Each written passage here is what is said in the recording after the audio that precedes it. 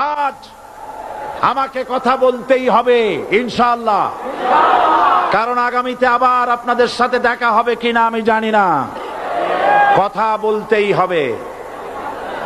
বসেন, কেউ দাঁড়িয়ে থাকবেন না। আমি দেখতে পাচ্ছি বাংলাদেশের ভাগ্য আকাশে উত্তর গগনে কালো মেঘ জমা হয়েছে। ঝড়ের পূর্বাভাস লক্ষ্য করছি।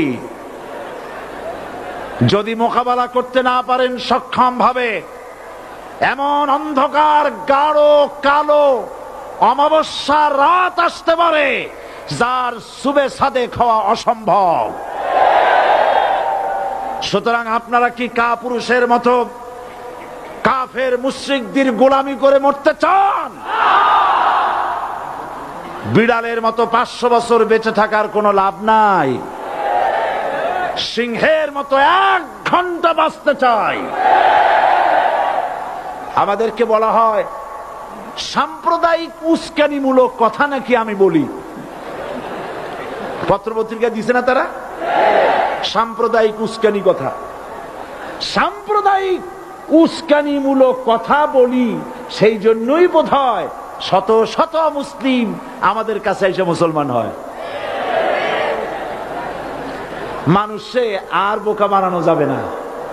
যাবে কি? আর বোকা বানানো যাবে? তারপর বলছে কি? এরপরে বলছে আমাকে বলছে রাজাকার। শুনে রাখো চট্টগ্রামের লক্ষ লক্ষ জনতা, পার্লামেন্টে যখন আমাকে এই কথা বলা হয়েছিল, আমার পার্লামেন্টের কলিগ জাফরুল্লাহ চৌধুরী সাহেব বসে আছেন এখানে। হ্যাঁ, জাফরুল ইসলাম চৌধুরী বসে আছেন পাশে। প্রধানমন্ত্রী সুদ্ধা, অন্তত 3 শতাধিক পার্লামেন্টের সম্মানিত সদস্যরা সেদিন বসা। 1997 সনের বাজেট বক্তৃতা যখন আমি করতেছিলাম, ডক্টর কুদরতে খোদা, নাম রাখছে কুদরতে খোদা, আসলে গজবে খোদা। এ লোকটি নাস্তিক, ইসলামের চূড়ান্ত দুশমন। তার প্রণীত শিক্ষা ব্যবস্থার যখন সমালোচনা করছিলাম, ট্রেজারি বেঞ্চ থেকে আমাকে বলা হলো রাজাকার। আমি আমার সমস্ত শক্তি একত্রিত করে বলেছিলাম শুধুমাত্র হিন্দুস্তানের রাজাকারেরাই আমাকে রাজাকার বলতে পারে। আমি বলেছিলাম 1973 সন পর্যন্ত আমি বাংলাদেশের কোন রাজনৈতিক দলের নেতা এবং কর্মী ছিলাম না। আমি রাজাকার নই। আমাকে রাজাকার বলে যদি তাকেও প্রমাণ করতে না পারে 10 কোটি টাকার মানহানি মামলা দায়ের করব। আমার এই বক্তব্য সারা দুনিয়া শুনেছে। পার্লামেন্টে আমার এই বক্তব্য রেকর্ড হয়ে আছে। সেদিন 3 শতাধিক পার্লামেন্ট মেম্বারের কেউ আমার চ্যালেঞ্জ গ্রহণ করেন নাই। যে কোনো ব্যক্তি পার্লামেন্টে গিয়ে আমার বক্তৃতা দেখে আসতে পারেন। এরপরে 1997 সনের 7 অক্টোবর দৈনিক জনকণ্ঠ পত্রিকা যখন আমার বিরুদ্ধে লিখলো, সেই পত্রিকায় সাইদির ওপেন চ্যালেঞ্জ 8ম পাতা, 1997 7 অক্টোবর, এত বড় 2 কলামে হেডিং। সেখানে আমি বলেছি বাংলাদেশের সকল সাংবাদিক, গোয়েন্দা বিভাগ, বাংলাদেশের সকল বুদ্ধিজীবীকে আমি আমার পিরোজপুরে আমন্ত্রণ করছি। আমার উপস্থিতিতে যদি কেউ প্রমাণ করতে পারে বাংলাদেশের স্বাধীনতা যুদ্ধের বিরুদ্ধে আমার কোনো ভূমিকা ছিল, সজ্ঞানে স্বেচ্ছায় জাতীয় সংসদের সদস্য পদ থেকে পদত্যাগ করব। 3 বছর পার হয়ে গেছে, আজ পর্যন্ত কেউ এই চ্যালেঞ্জের মোকাবেলা করে নাই।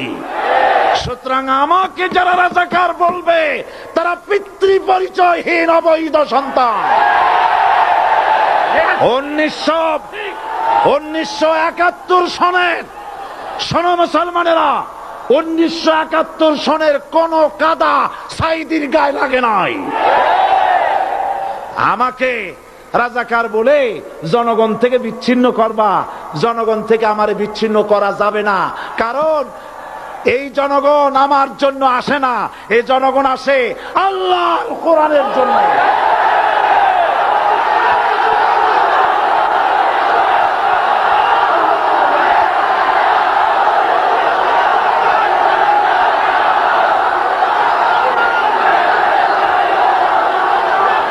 আজকে আর যারা ইসলামের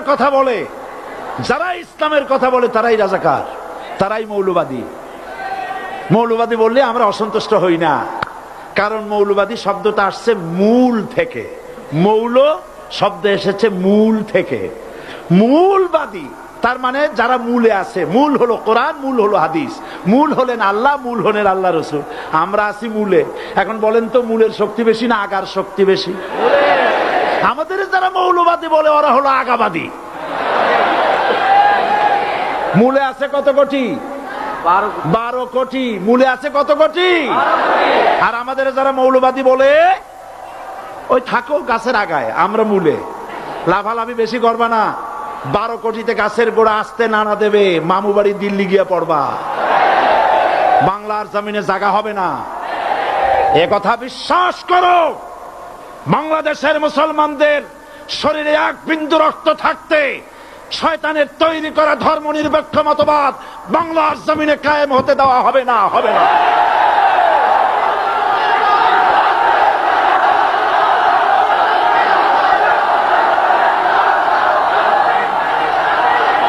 রাসূল করিম সাল্লাল্লাহু আলাইহি ওয়াসাল্লাম কোরআন প্রতিষ্ঠার জন্য আন্দোলন করেছিলেন। আয়াতুল কুরসি আমাদের সে কথাই শিখেছে। আল্লাহ রাব্বুল আলামিন বলেন, আল্লাহু লা ইলাহা ইল্লা হুয়াল হাইয়ুল কাইয়্যুম। প্রাণ খুলে পড়েন, আল্লাহু লা ইলাহা ইল্লা হুয়াল হাইয়ুল কাইয়্যুম। আল্লাহ হচ্ছেন তিনি, যিনি ছাড়া কোনো ইলাহা নাই, আইনদাতা নাই, বিধানদাতা নাই। আমরা মানুষের তৈরি করা আইন মানি না। 12 কোটি মুসলমানের দেশে আইন তৈরি করবে মানুষ, আমরা মানব না। পার্লামেন্টে তৈরি হতে হবে কোরআন দিয়ে, পার্লামেন্টে আইন তৈরি হতে হবে কোরআন দিয়ে।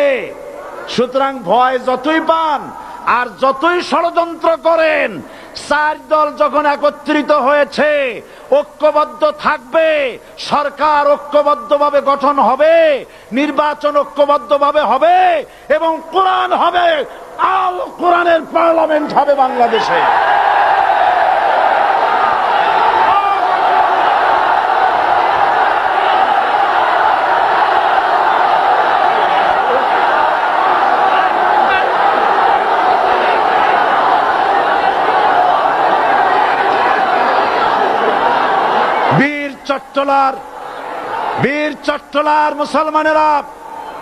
বীর চট্টলার মুসলমানেরা স্বাধীনতার ঘোষণা, এই চট্টগ্রাম থেকে স্বাধীনতার মহান ঘোষক প্রেসিডেন্ট জিয়াউর রহমান সাহেব দিয়েছিলেন। এই চট্টগ্রাম থেকেই ইসলামী রাষ্ট্রের ঘোষণা হবে।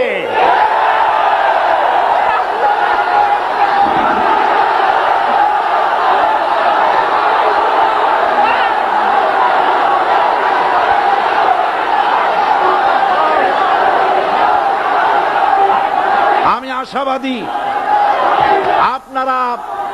আপনারা অবশ্যই তা পারবেন। আমি 100% বিশ্বাস করি ইনশাআল্লাহ। কারণ যে ষড়যন্ত্রের মোকাবেলা করে স্থানীয় রাজনৈতিক দলের নেতৃবৃন্দ কোরআনের মাহফিল সিনায় এনেছেন, আমি প্রথম দিনই বলেছি চট্টগ্রাম তাফসিরুল কোরআন মাহফিল কোন রাজনৈতিক দলের প্রতিনিধিত্ব করে না। এটা কোন জামাত শিবিরের একক সম্পদ নয়, এটা চট্টগ্রামের মুসলমানদের কলিজার টুকরা তাফসিরের মাহফিল। সুতরাং এই মাহফিল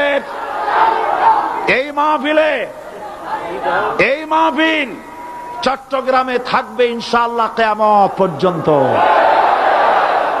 144 ধারা 288 হয়ে গেছে, ষড়যন্ত্র পায় পায় চলে গেছে। আমি ওই সব ছেলেদের বলি, সরকারি দলের ছাত্র হইয়া মুসলমানদের বিপক্ষে যাইও না। এদেশের ভাগ হয়ে